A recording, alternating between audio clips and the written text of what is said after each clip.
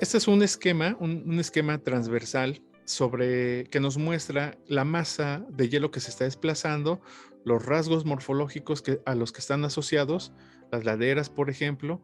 Aquí de estas laderas por fractura, por intemperismo mecánico, van a caer rocas que se van a incorporar a esta parte del glaciar, en esta ladera, y van a formar la morrena lateral. Aquí viene otra confluencia, aquí viene otra y se va a generar una morrena central. Y en la parte basal del glaciar también hay una gran cantidad de rocas que es sobre las que se desplaza la masa de hielo y que van erosionando la roca sobre la cual avanzan. Entonces el glaciar lo que va haciendo es una especie de, se va desplazando sobre bloques de roca y va haciendo una molienda, va haciendo un pulimiento de estas superficies, y una vez que se retiran los glaciares, que desaparecen los hielos, quedan estos depósitos, y estos serían las morrenas basales.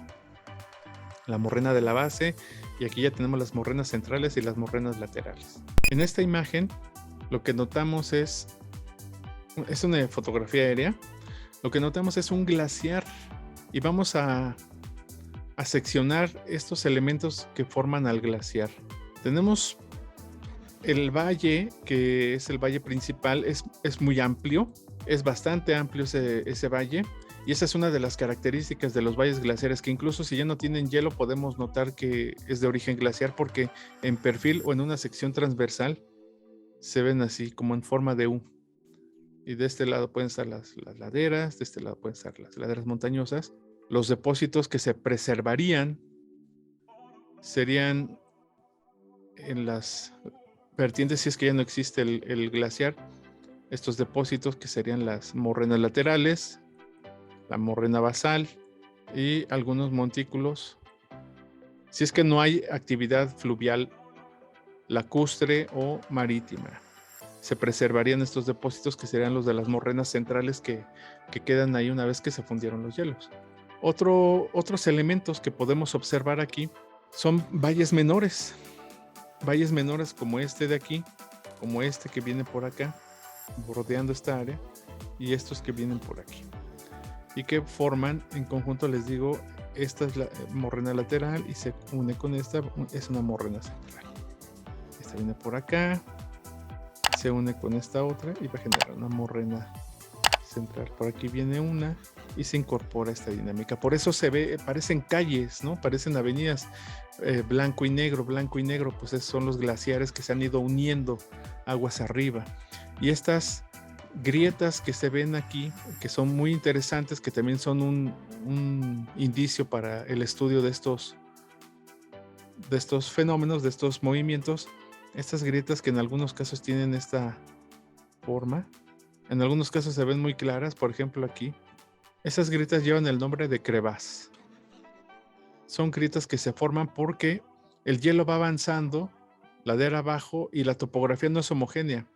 Entonces, al no ser homogénea la topografía, se va fracturando el glaciar, va avanzando, pero si la topografía en la base no es homogénea, es decir, si hay montículos o si hay rocas de mayor resistencia, entonces al ir moviéndose el glaciar aquí, se van generando estas fracturas que se conocen como crevas.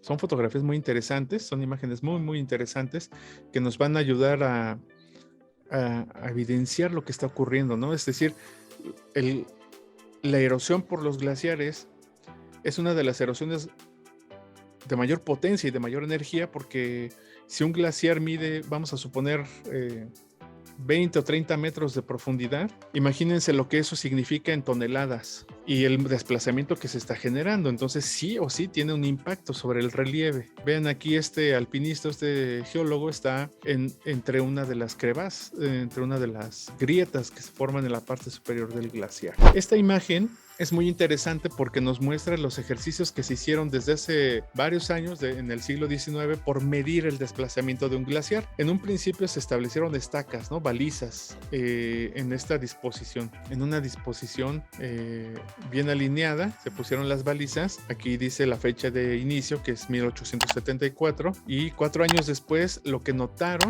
es que se habían desplazado, pero tenían una expresión muy interesante, como de una curva que se había hecho, en donde la parte central, las balizas en la parte central, las estacas centrales fueron las que mayor desplazamiento tuvieron, y las que se encuentran en las márgenes, en donde está el glaciar en contacto con el valle, con la ladera del valle, tuvieron menor desplazamiento. ¿Esto qué presupone en este caso, o qué les dio a entender? Bueno, en principio que el desplazamiento de los glaciares no es homogéneo, no avanzan como una línea recta, sino que el máximo avance se da en la parte central.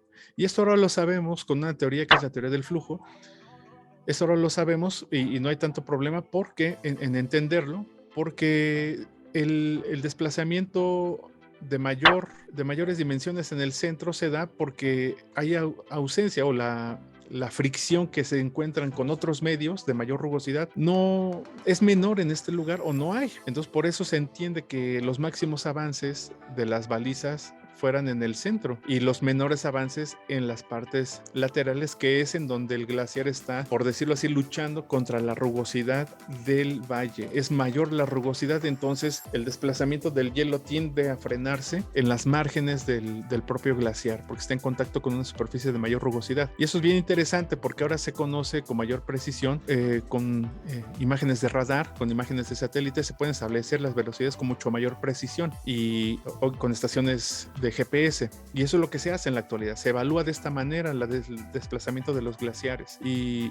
bueno, entre otras cosas, lo que nosotros notamos es que conforme se van teniendo distintos avances a distintas velocidades, van quedando como testigo esas morrenas frontales, van quedando como testigo de los antiguos avances de los glaciares, de tal manera que esta marca que hice aquí, esta será la evidencia de una de las últimas morrenas frontales que se presentarán en este glaciar. Otra será probablemente acá y acá, hasta que este glaciar desaparezca. Si la tendencia es a que se vayan retrocediendo, que vayan retrayéndose hacia la parte más alta, como es la teoría que nos indica que los glaciares, entre que se funden y van disminuyéndose en su cantidad de hielo, pues van a ir retrocediendo y van a ir dejando como evidencia estas morrenas frontales. Y una vez que ya no haya glaciar, entonces el trabajo de los glaciólogos o de los geomorfólogos especializados en estos ambientes será ir contando las morrenas frontales e ir evaluando otros aspectos para interpretar y obtener una medida de cuándo ocurrió con precisión eso. Ahora es relativamente sencillo porque hay muchas maneras de evaluar el desplazamiento de los glaciares y de fechar las rocas que estuvieron por un tiempo cubiertas de hielo y que ahora ya están expuestas a la radiación cósmica, por ejemplo. En este esquema se alcanza a ver con mayor claridad el desplazamiento ladera abajo de los glaciares y cómo se van formando estas superficies, además de otro aspecto que yo había mencionado, que es el relieve por el que va desplazándose el hielo. No es homogéneo, tiende a tener irregularidades, tiende a tener la roca distintas resistencias, y eso va a reflejarse en la manera en la que se presenten los distintos saltos que va a adquirir el glaciar, o estas grietas que se van a estar mostrando. ¿Por qué son importantes las grietas? ¿Por qué serán importantes los glaciares? ¿Por qué serán importantes las morrenas? Bueno, hay varios aspectos aquí a mencionar. Uno de ellos es que, como ustedes sabrán, el albedo es una capacidad que tienen los cuerpos para reflejar o para absorber la radiación solar en este caso.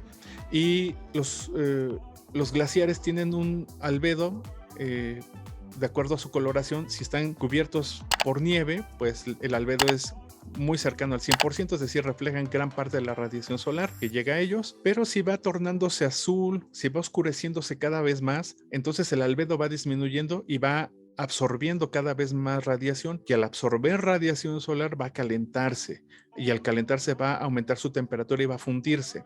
Y este es uno de los roles importantes, uno de los papeles importantes que juegan en todo esto las morrenas, los depósitos y todos los materiales que estén contaminando, por decirse así, la blancura de los glaciares, porque al tener esos materiales que son de tonalidades más oscuras, pues se van a calentar y van a fundir o van a ayudar a que se fundan los glaciares, y con ello que esta fusión permita, si es que infiltra por las crevas, por las grietas hasta abajo, si es que se infiltra hasta abajo el agua que se va fundiendo, va a ir fundiendo cada vez más, y muy probablemente estemos frente a un glaciar en donde se está drenando una gran cantidad de agua por la base, por el frente, que no es otra cosa que la fusión ladera arriba o glaciar arriba del propio cuerpo de hielo que se está desplazando. Entonces esas son digamos, la importancia que tiene el estudiar estos casos. Si nosotros vemos en esta imagen nuevamente del artículo del doctor Lorenzo Vázquez, si nosotros vemos estas fotografías,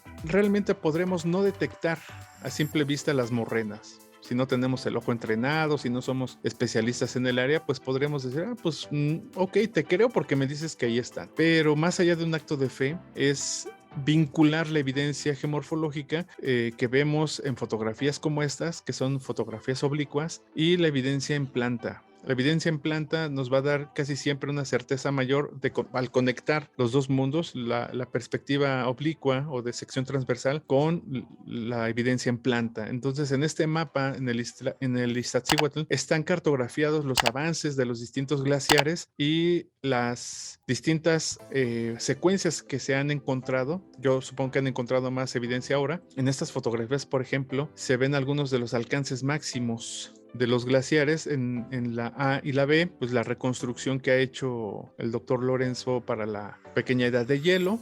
Después podremos hablar de la pequeña edad del hielo y lo que implica o cómo es que se originó. Hay varias teorías al respecto. Y si el avance máximo de los glaciares por este valle fue hasta acá, ahora que ya se retiraron, es muy probable que encontremos las morrenas en ese lugar, en esos lugares donde estuvieron alguna vez los glaciares. Esto es como en todos los temas en geomorfología, o todos los temas de geografía, o los temas a los que se dedique uno a estudiar, pues es cuestión de estar leyendo, documentándose, viendo mapas, y no quedarnos en el acto de fe, decir, pues sí te creo, ¿no? Como sucede muchas veces en las clases, sino que hay que, como asistente a un curso de este tipo, pues hay que profundizar más, hay que tener otras lecturas. Afortunadamente aquí hay una gran cantidad de lecturas que se sugieren para que uno complete estos ejercicios de acercamiento, ¿no? Por gusto a estos temas, y que tengamos la capacidad de entender cómo es que funciona nuestro planeta, porque hay muchas evidencias de las cuales podemos allegarnos para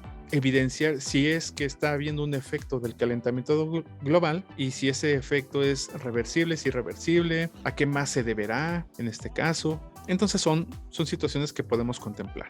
Ahora vamos a ver algunos glaciares en Groenlandia. Pueden verse en cualquier otra área, pero yo elegí estos de Groenlandia porque nos van a ayudar a revisar otros tantos elementos que nosotros queremos mostrar.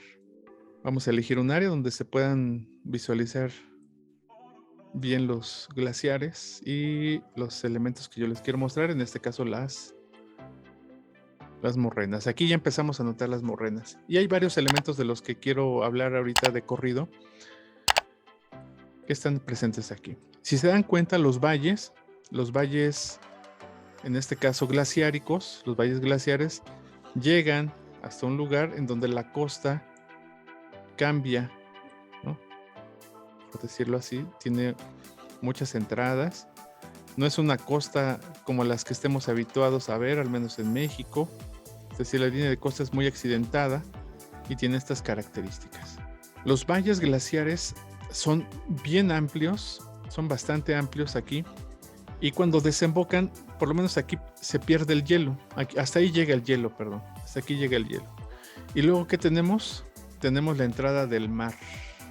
Si se dan cuenta, el mar entra en estos valles y se mezclan aquí las aguas marinas con los hielos y las aguas de fusión de los glaciares. Estas entradas, que son bastante amplias, extensas y profundas, se llaman fiordos. Son los fiordos. Son muy famosos en Noruega, de ahí proviene el nombre de fiordo.